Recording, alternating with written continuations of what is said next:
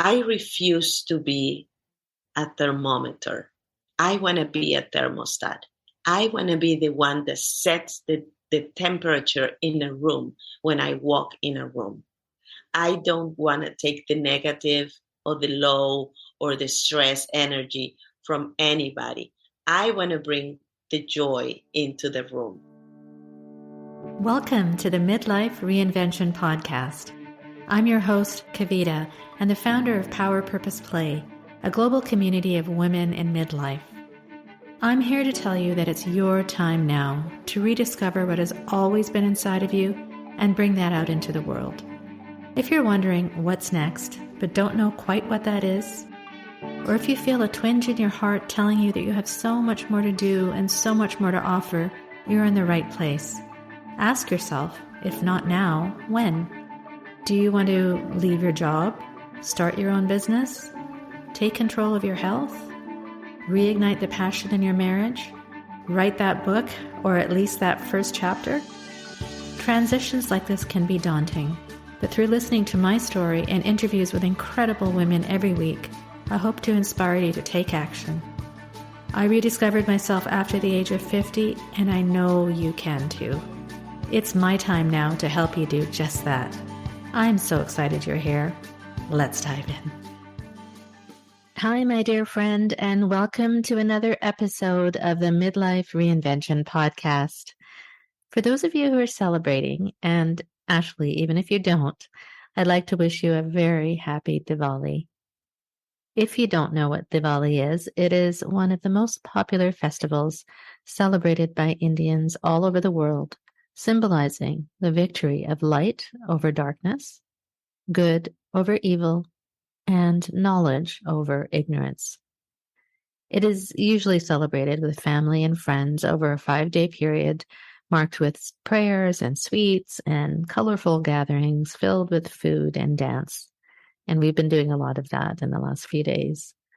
I'd like you to think about what brings lightness into your life. Whether you celebrate Diwali or not, the meaning of the celebration can be applied into anyone's life. Think about what really matters to you at this moment and celebrate it, even if it means just by taking a deep breath and taking a moment to reflect and feel gratitude in your heart. You may have noticed that we've had a little break in our podcast episodes in the last few weeks, and that is because I had an unexpected pause in my life. A pause to look after my mother after she suffered a stroke. I have spent the last 3 weeks looking after both my mom and dad as they go through this very tumultuous time in our family. But thankfully, with the grace of God, she is on her road to recovery. It seems fitting that this Diwali reminds us to celebrate what we feel grateful for and to reflect on all the abundance in our lives. I'm fortunate to have been able to care for my parents after years of them taking care of me. I'm sure many of you have experienced this, but for me, it was quite a shock. You see, my mom has always been a very active, social, and vibrant woman, and to see her having to learn to walk again is both sad, but also so inspiring. Her determination to get back on her feet is more inspiring than anything I have seen in a long time, and I am so proud of her. This is what I want for you. Whatever obstacles may be in your path, whether physical, like my mom's, or perceived internally, we all have the will, the ability to get through them. I know this. I believe this. And through listening to this podcast, I want you to believe this for yourself. I'm here to help you uncover the obstacles which may be in your way and light the path for you in your life moving forward. Reach out to me at kavita@powerpurposeplay.ca if you'd like to learn more about my transformational coaching program called It's My Time Now, which will help you do just that. This week's episode with Claudia Noriega-Bernstein is sure to inspire you, as she is so passionate about the abundance we all have in our lives, even if you can't see it right now. She is also passionate about equality and compassion for all, despite your race, religion, ethnicity, or gender.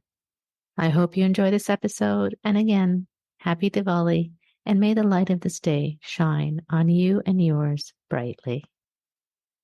Welcome, everyone, to this week's episode of the Midlife Reinvention Podcast. I'm your host, Kavita Ahuja, and the founder of Power Purpose Play. And we are a global community of women in midlife. I'm also a certified women's midlife transition coach, and my mission is to empower 1 million women in midlife worldwide to find their inner power and purpose, and to say with confidence, it's my time now.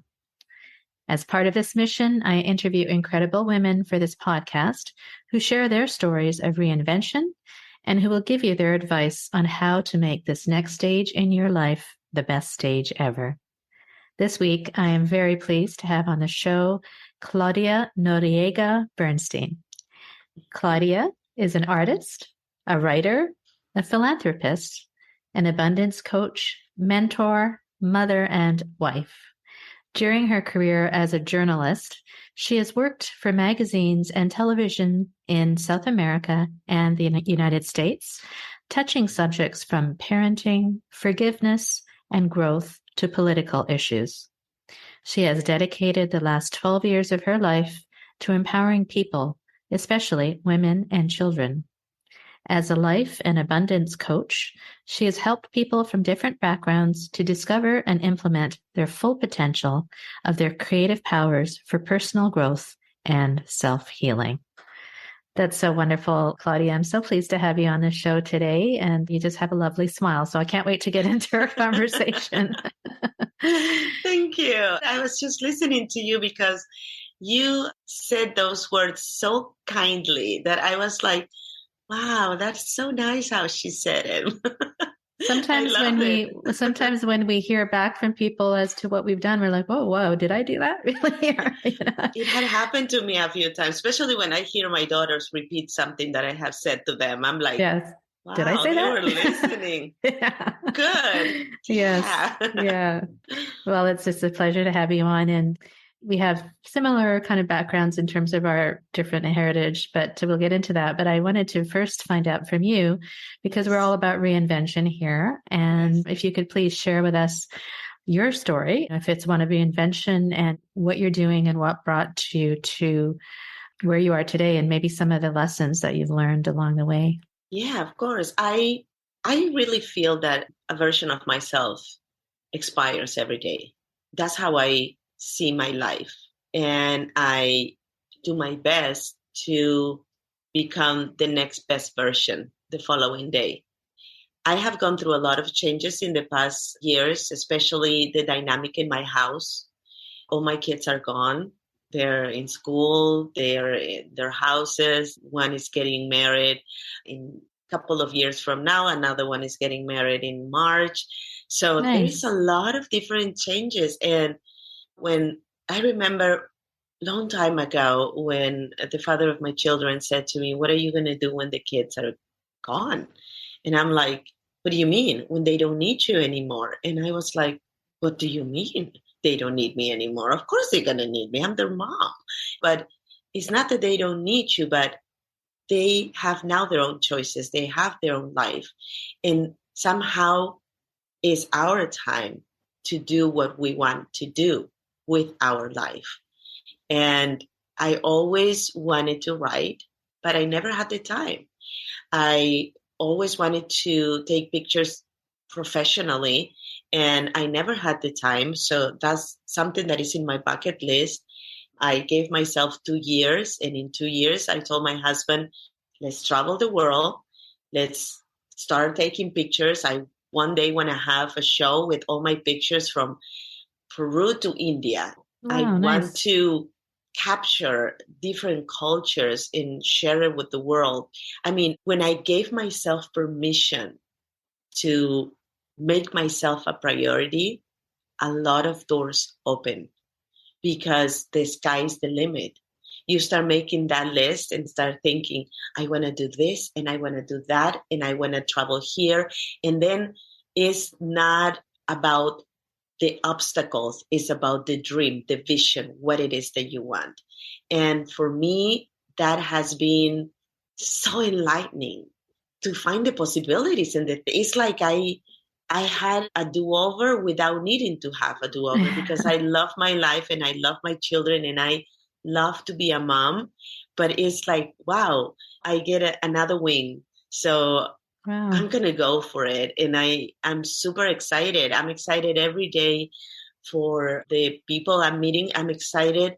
I was excited to meet you. I never thought I was going to be doing podcasts, and this side kind of came to me, and I'm loving it. I'm loving to share my story. I love to reach people in different places that somehow feel stuck, and then hear my story or the obstacles that I face or situations that perhaps they perceive as I'm stuck. I cannot move on from here. But then you hear the story of somebody else and you're like, wait a minute, if she did it, I can do it too. Absolutely. It's Yeah. so empowering. Yes. Fantastic. There's so many great things you said there. And I love that when you said you gave yourself permission to make myself a priority. And that is so important because we often as women don't do that. We don't give ourselves permission because we're looking after others. Not that, I mean, it's our nature to look after others prior to looking after or before looking after ourselves.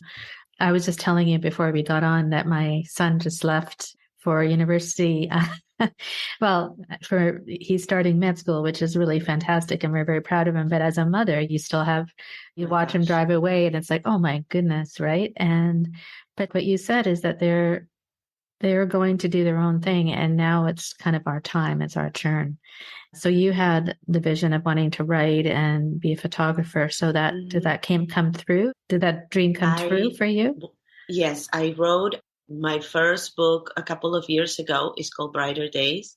And I always, as I said, I always wanted to write, but I was working on a book for parenting because somehow we label ourselves. So I'm good at this and that's it. So people would give me compliments about the way my kids were and the advices I was giving them. So I thought, well, I'm going to write a book about parenting. And I started writing. I was very passionate about it, but in my little times, because my kids were not totally out of the house at that point. And we went to Miami. I tried to download a movie on my computer, and I make the mistake of not saving all my stuff before I got in the plane, and my computer crashed and my book got deleted. So no. I was in Miami where my coach lives there because, as you know, we all have to have coaches, a sounding board. So I called Chris and I go, Chris, I need to talk to you. Let's go for a coffee. He lives in Miami. And we went for a coffee and I said, you don't know what happened to me. What happened to you? Because until that moment, and that's another way I speak to myself now, things don't happen to me. They happen for me. Mm-hmm. So that was a shift right there. So he says, what happened to you? And I am like, my book got deleted, my computer crashed. And he goes, yes. And I'm like, what do you mean, yes? And he goes, that means you're going to write something better. And I was like, oh, you think? But for a period of time, I was like, I don't want to write. And for like 3 years, I didn't write anything. And then COVID happened. And one of my nephews was stuck here in Las Vegas. And I used to see him every weekend. He couldn't go back to Peru. The airports were closed. And he said to me, whatever happened to your book? So I told him the story. And he says, listen, I read your post. You have wrote articles for magazines, for different blogs and whatever. Why don't we just go through all that? And then you can add some. And we put this together and create the book. Yes. And he was a publisher. So I learned from him how to do it. So we went through all the stuff, and day and night, it was like I was on drugs. That was my high. Like, I want to get it. This is so exciting. I'm going to do my book. And so I came up with 88 lessons. It wasn't planned to be 88 lessons, but they are 88 lessons. So I said, let's just call it 88 lessons. And he's like, no. We got to call it something different. So funny thing, I was reading a magazine and I saw like a publicity for a makeup. It says have brighter days or something like that. And I'm like, That's the name of my book. Yes. I want everybody to have brighter days every day. That's so beautiful. So this is the 88 most important lessons learned in life for women that want to increase their confidence, resilience, and courage. And it's a work of love, because a lot of my post has a lot to do with my children, the lessons I learned as a mom. Sometimes I'm the teacher, sometimes I'm the student. So I had a lot of those stories, a lot about parenting too, about my relationship with my ex-husband that passed away, how we work together as parents to raise our daughters, and how we really never stop being a family, even though I remarried, and I am married now for 17 years with a wonderful man. But he also was open to embrace that relationship that I had with the father of my kids, and he was part of it. And we created this unity for our kids. That's beautiful. And and so I write about that in the book, and then I publish it, and I was like, well, I publish a book, so if one day I'm not around, my kids can read it. And then my friends started to read, and then people that I didn't know started reaching out to me and saying, I love your book, and I learned so much, or I had that experience, and blah, blah, blah. And it's so rewarding. It's That's so amazing. rewarding. So you have that idea and you have a little push, and then it's a reality, right? So sometimes that's all we need. So 88 lessons learned in life for women who want to increase their confidence, resilience, and courage. So maybe you can share one or two of these lessons. Can you do that for us? I can. Yeah, let me see what page we're going to open up. Okay, let's see. Being vulnerable doesn't mean I am not strong. Doesn't look I open it. That's what it says. Being vulnerable doesn't mean I am not strong. And that's a very, very big lesson that I learned. For the longest time, my kids never saw me cry. I thought that crying in front of my kids would make them perceive me as a weak person. And I had to go through a emotional intelligence seminar to realize that vulnerability has nothing to do with my strength, that I still can be a very strong woman and be vulnerable and show that vulnerability to my children so they can also be vulnerable and be more in touch with their emotions. And actually, the first time my girls saw me crying was in public when we graduated from that seminar, and I am not the kind of person who raised their hands and say, I want to talk. And I did it, and I grabbed the microphone and I talked to them instead of talking to everybody else. I talked to them and I told them, I'm sorry for not showing you that part of me. That is part of me, and it's okay. It's okay to feel sad sometimes, and it's okay to cry sometimes. And at first, I could see their little faces looking at me like, are you hurt? Why are you crying? I used to go in the shower to cry, and I used to say, I'm already wet, so I'm just going to cry in the shower. I just did that, so I hear what you're saying. Oh, my goodness. I'm telling you, when my daughter went to college, I was devastated. When my second and third daughter went to college, they went to college together because they're very close. They're 4 months apart. I got pregnant after 4 months of the second one. And I was so upset that I got vertigo. Oh my goodness. My husband had to get me a puppy because I didn't know what to do with myself. I was like, who am I going to take care of? A puppy, okay. I'm like, I need to take care of something.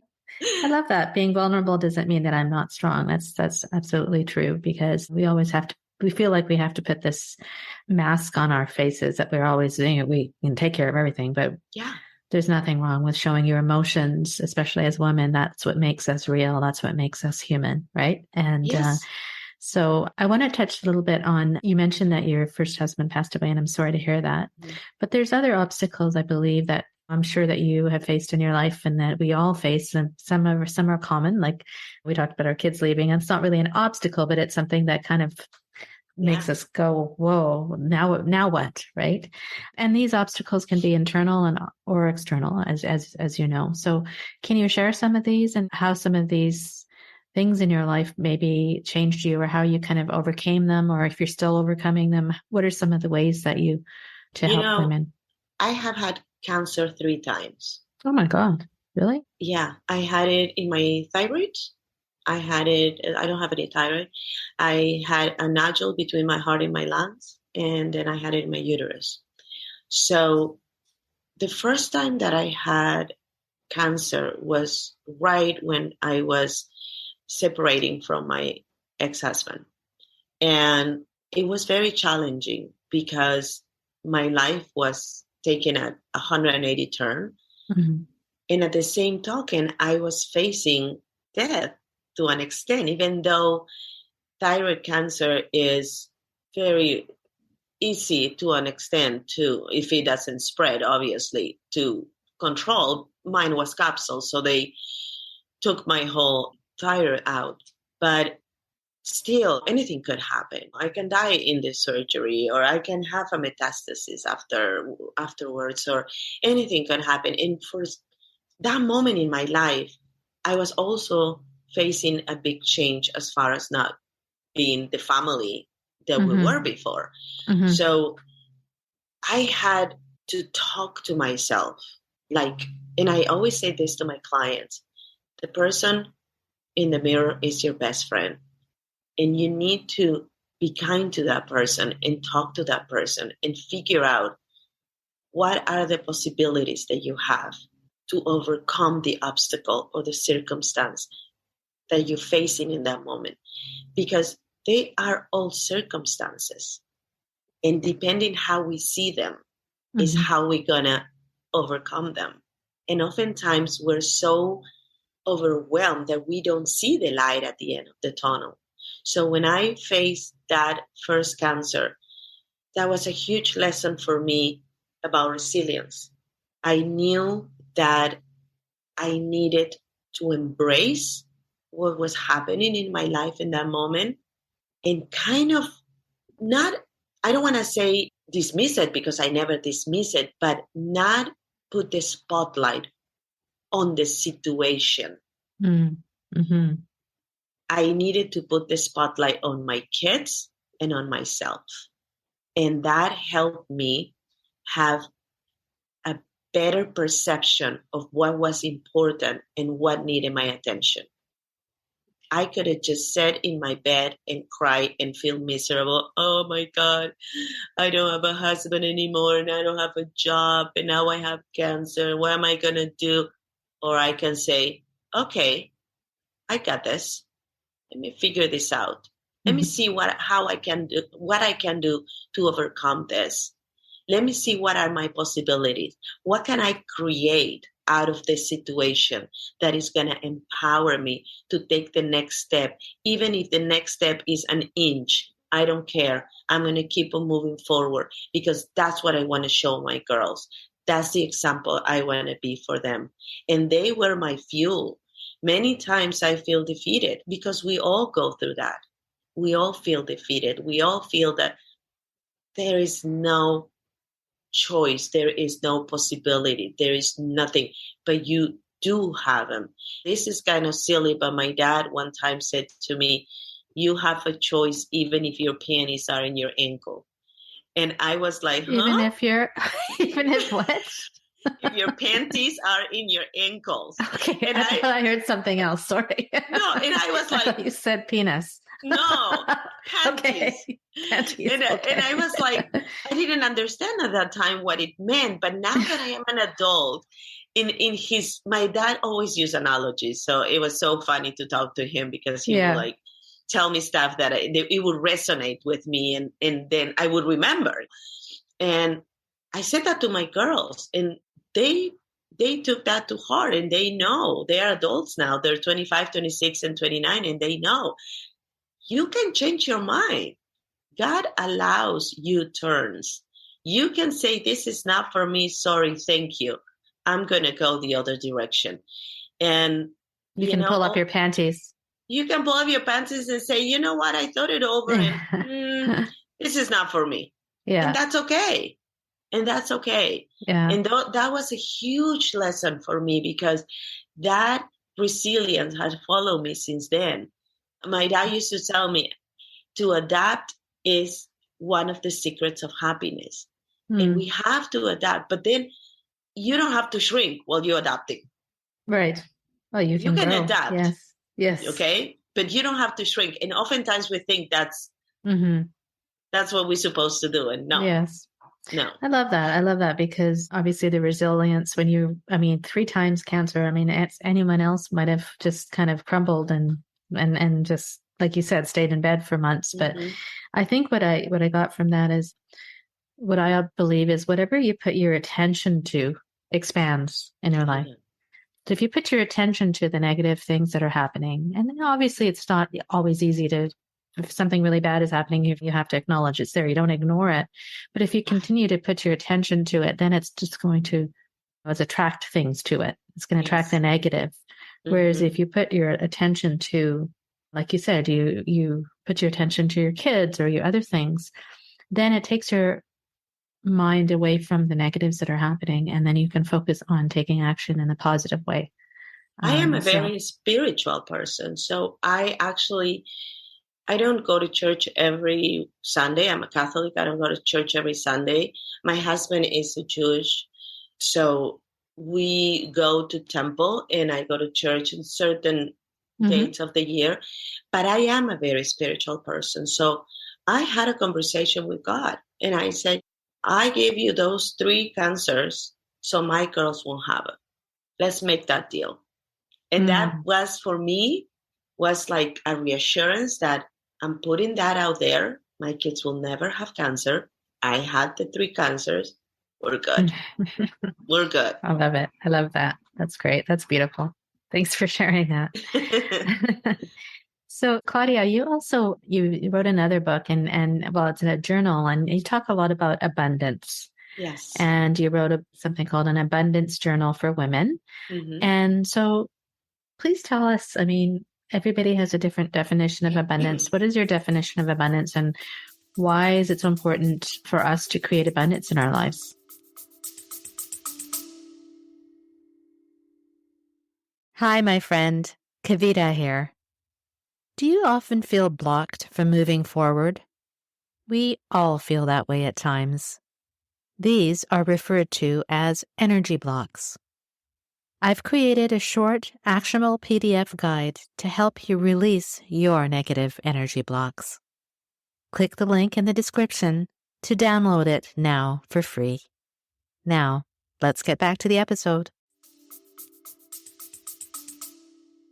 I think that abundance is a state of mind, is how we perceive what we have. My coach, Chris, always says, it's not about what you have, but who you are. And that is true. A lot of people think that abundance is plenty of something, plenty of cars, plenty of money, plenty of things, when it's a lot more than that. When you acknowledge all the blessings that you have in your life, then you live a life of abundance. And I wrote that journal because I had a friend who was stuck in a funk. And every time I would speak to her, she would say to me, I am in a really bad place. I am in a really bad place. And that became her mantra. I am in a really bad place. And I asked myself, how many other people feel that way? I am in a bad place, and keep saying that. And they don't realize how important it is, the conversations that we have with ourselves. What we tell ourselves becomes true somehow. Absolutely. It's like we put it out there. So why not saying affirmations every day, things that empower us every day? So when I created my journal, which I call it Don't Shrink to Fit, I don't shrink to fit. Yes. And I put that I in the front, because I wanted to be an affirmation right from the get-go. I wanted everybody that had this, when they grab it, put it next in your nightstand or a place where you are going to see it every day. And you say that affirmation. I don't shrink to fit. No way. Nice. So I feel that part of living a life of abundance is remembering the blessings that we do have every day. So this journal has prompts that you have to write down every day. And it also has affirmations in the bottom, like every day is a fresh start, or I radiate beauty, charm, and grace, and different things that women can carry with them and kind of set the note for the day. Since my girls were able to have phones, because I'm very Latin, so I didn't give them phone until later. They had to share one for a period of time. But why my friend had the phone and I have to share with my sister? Because that's how it is. You got to share with your sister. So, but now that they're adults, and since they have their own phone, I started to send them either an affirmation or a quote every morning to set the tone of their day. More so now that they don't live with me. I don't know if they had a bad night. I don't know if they fought with their boyfriend. I don't know if they were not able to sleep, if they are dragging going to school or going to work, whatever it is. So I send them a quote every morning. How beautiful. Girls, have a great day. I love you. And I send them a picture of a quote. And usually it's very empowering. Today in the morning was kind of funny because I said something about if somebody put too much cheese in your spaghetti, you don't need that. How dare they? Or some joke that somebody sent me to make them laugh. But usually it's something empowering. I refuse to be a thermometer. I want to be a thermostat. I want to be the one that sets the temperature in a room when I walk in a room. I don't want to take the negative or the low or the stress energy from anybody. I want to bring the joy into the room. Don't absorb, because I'm a sponge and I love to learn, but there is a difference between learning and growing than getting all the stress. I remember I used to talk with friends and they would share their problems or their struggles. And I would come home like if I had a bag of potatoes in my back. It was like, oh my God, I can't even move because I absorb that energy. That's just me by nature. But I learned to kind of not fight it back, but overcome that bad energy with joy. I'm gonna give you joy instead of you giving me your dark cloud. Yeah. That's so true, because you said right from the beginning, your friend said everything, I'm in a funk and I'm this and I'm that. And if you continue to keep on thinking of those things rather than flipping them around in the affirmations that you put out in your book, for example, then it's just, I'm not saying that you say something and it all comes true, but it just changes the energy within you. And then that energy within you, it's kind of like it's like a magnet, right? Yes. And then people can see it. People can see it. And just the same way, if you have negative energy, people can see that. That's what you said. You absorb it, right? And I love that. I want to be a thermostat. I want to set the temperature. And that. And that's you know amazing. what? When I created this journal, my husband is a lawyer, so he's very pragmatic in a lot of ways. And sometimes he looks at me and is like, why are you so happy about it? And I'm like, why? So it can be annoying for people who are like, it's like, it's like I had a horrible day. I have to deal with clients and this and this and that. And now I come here and you Tinkerbell. What's wrong with you? So I said to him, babe, I want to do an experiment. Can you start writing in my journal? I'm going to give you a journal and I want you to start writing. So, of course, he wasn't happy about having these little flowers next to his nightstand. But I said, I want to know if it works for you. I know it works for me, but I want to know if it works for you. And he started writing. And I promise you, I saw a difference, like a big difference. And one day I would see him like writing, or sometimes he would go downstairs and then he will run upstairs again. And I'm like, what happened? I forgot to write in the journal. Okay. And I was like, okay. So he started doing it, and I started seeing a shift on him. Mm-hmm. I started seeing a more calm, more, how can I say this? He wasn't as intense in a Mm-hmm. lot of ways. So then I said, I'm going to write one for men. Because, of course, this one for women has a lot of empowering things for women. And at the beginning, I talk about lessons and confidence and beauty and different things that Mm-hmm. you could apply to women. Right. So I created the one for men. I make it dark. It's all black. It's like very manly. And now he finished the first one, and now he's writing on that one. And I promise Excellent. you, he is really shifting in a lot of ways. It's funny with men because men need to know, or feel at least, that it's their idea. If it's their idea, they're more willing to do it. They don't want Mm-hmm. to be told what to do. So I think that journal helped him with his mindset. Mm. And I actually wrote it in one part: mind, set, go. Kind of like a gimmick with the Yeah. mindset. And then I changed, of course, the affirmations. One day he said to me, I'm having a hard time saying good things to myself. And Mm. I said to him, okay, that's very valid. He goes, I keep saying I'm a good dad or I'm a good friend. And I said, but there is other things that you are wonderful about. And why don't you just read the affirmations in the bottom Mm-hmm. and carry that with you every day? So he Yes. started doing that because I Yes. have those affirmations for a reason. You Yes. don't want to say something nice about yourself, then read the affirmation and own it. Yes. I am vulnerable, but I'm still a strong man. Yes.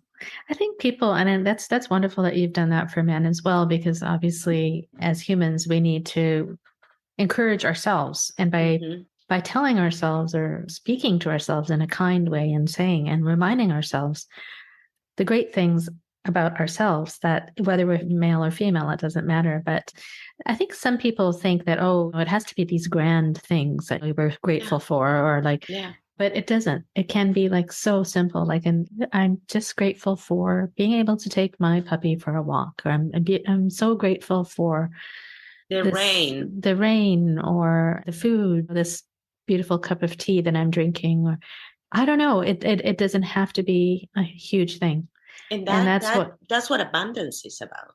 right. Abundance in every little thing. And that's what I put play in my title of my business, because play is just that, is seeing the abundance and the gratefulness in any moment and in everything, and playing with it and just playing and being enjoying life.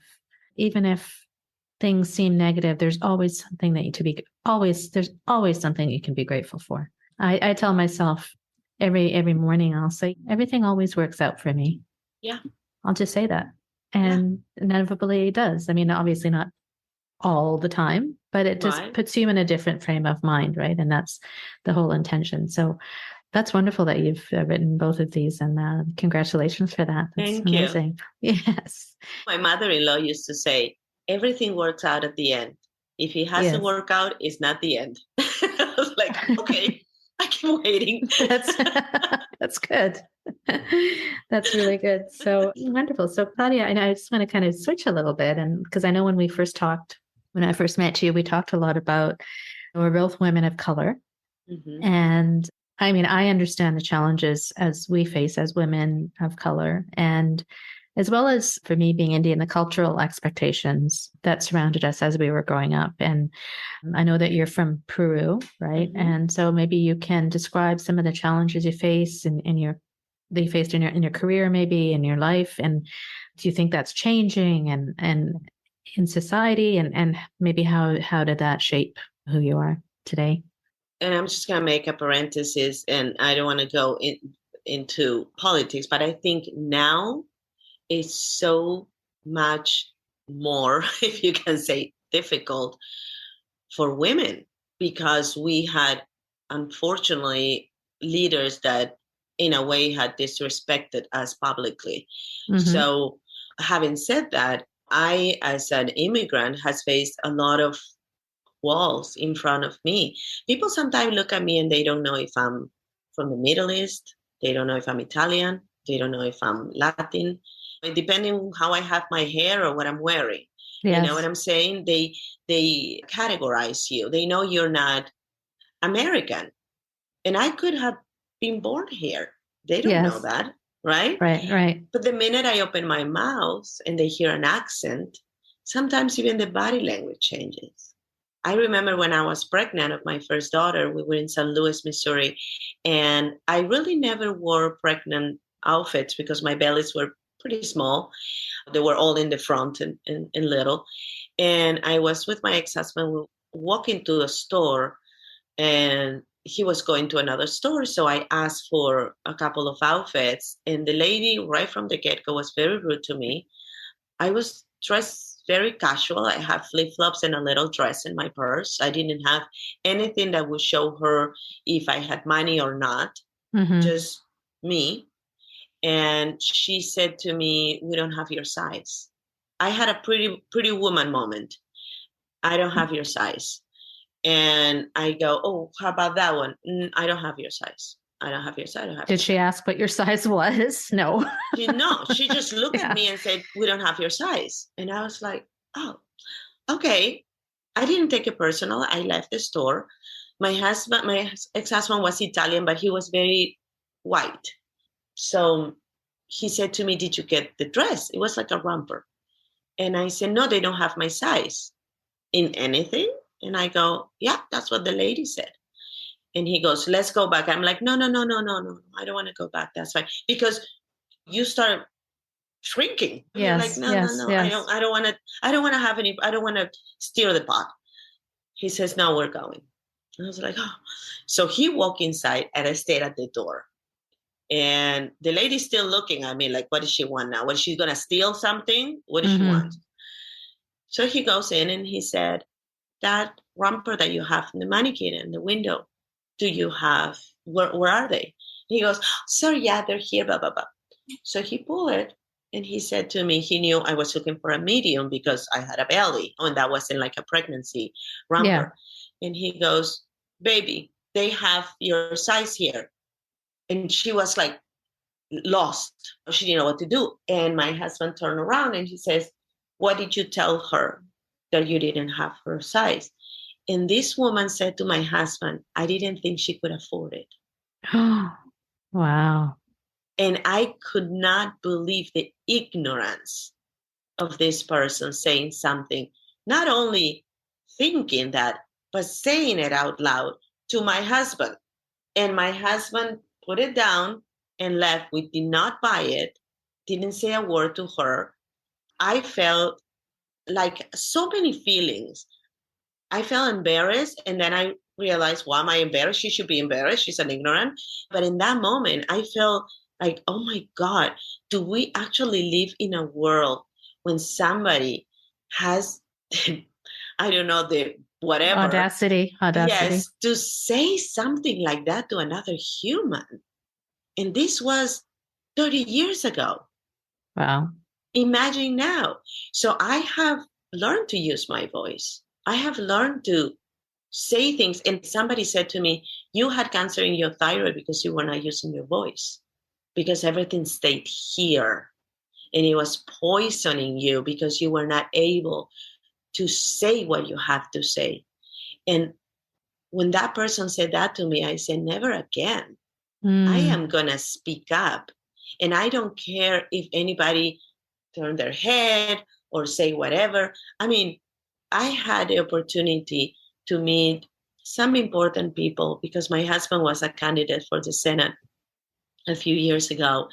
And so we meet politicians, and even sometimes they don't expect for me to say something. Yes. And I say what I have to say.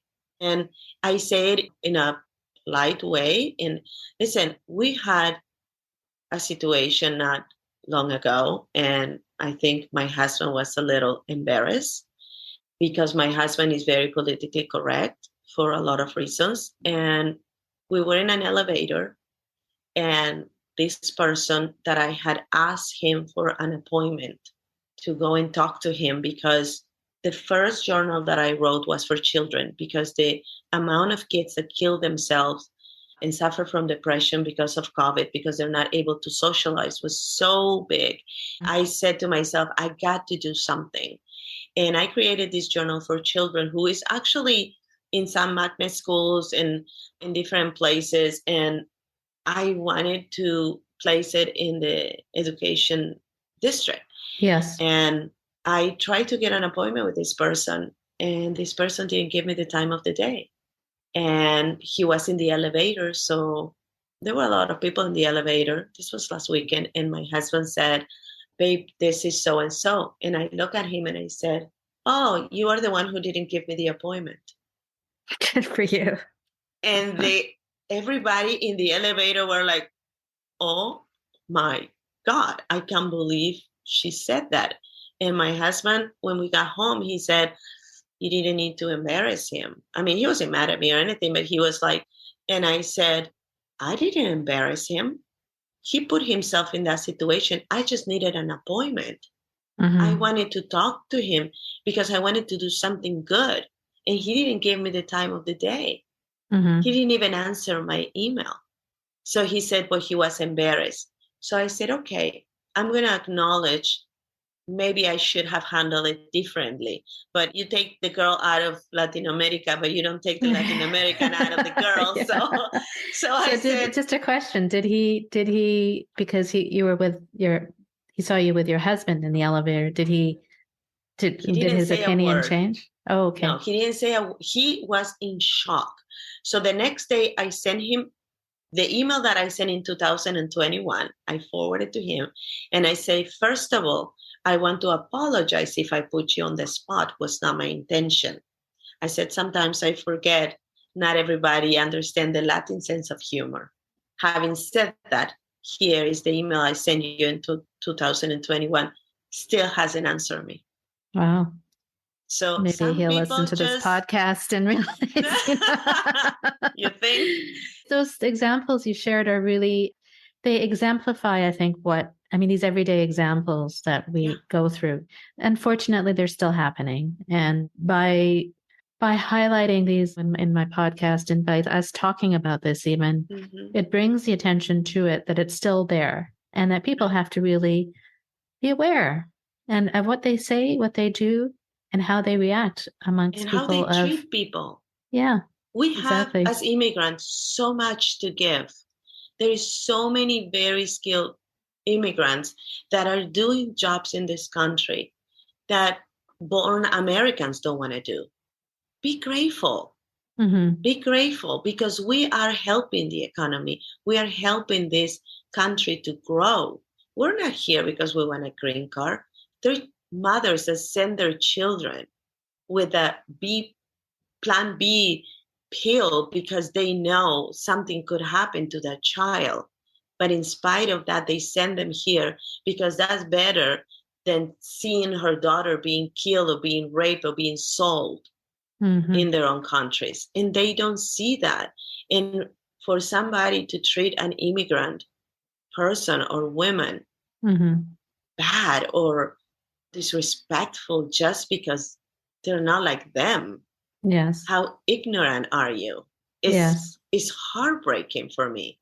Yes. Well, I think you're doing the right thing and then you're trying to change the narrative. And the more and more people who talk about these things and try to change it from within, I think that's all that we can do. And you're right. I mean, it doesn't matter if you're an immigrant or a non-immigrant. We all have our own strengths and abilities, and everybody should be treated as they are. So I wanted to bring that out because we talked about that when we first met, and it's important. Some of these topics are not easy to discuss, but that's what we're here for. We're here to learn, as you said in the beginning, from everybody's stories. And if you share yours and if I share mine, then somebody listening will be like, Okay, I understand. And how can I learn from that? So, yeah. So those are. Did you want to anything else that you want to say about that, or is that? No, Yeah, it's that's good. great. That's great. Wonderful. So I love this conversation. You're so passionate about what you do, and it's just a breath of fresh air. And I just wanted to put what other initiatives are you working on now, and anything that you want to share? I am working on a couple's book right now with different advices and anecdotes and situations with my husband. Sometimes he look at me and I'm typing in my phone and he's like, "What are you writing?" I'm like, "Oh, nothing. It's something that he said to me that I think is hilarious and I want to add it like a little thing Nice. in the book." So I'm working on that. I'm working on a training. It's kind of like an abundance course that I want to give to my clients, but also make it available for anybody who wants to grow and wants to live a life of abundance. So I'm working on those Fantastic. two projects. Yeah, I'm very Fantastic. excited. Well, we'll definitely have all your links to your books and what you're doing in the show notes if anybody's interested in reading, and as they should, or are looking at your journals and doing some of these prompts and some of these affirmations. I think we'll definitely have them available for the audience to Yeah. access. And but before we go, maybe is there anything that you want to kind of end with, and any kind of advice for women listening? I think it's very important to embrace change. It's very important to break the habits and replace those habits with habit that works for you. The ones that are not working, dismiss them and replace them for something that works for you. Use your voice. I always tell my clients, use your voice. Mhm. And remember that the person that is looking back at you in the mirror is your best friend. So be kind to her. Beautiful.